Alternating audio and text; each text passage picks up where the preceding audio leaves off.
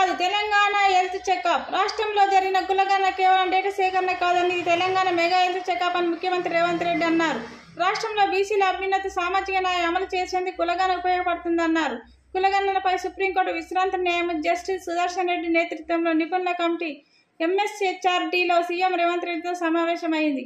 300 పేజీల నివేదిక ప్రభుత్వానికి సమర్పించింది. కులాల వారీగా వెసులుబాటుతనాన్ని విశ్లేషించిన కమిటీ కొత్త పరిస్థితితో పాటు ప్రస్తుత విధానాలను మెరుగుపరిచేందుకు అవసరమైన సూచనలు నివేదికలో పొందుపరిచింది.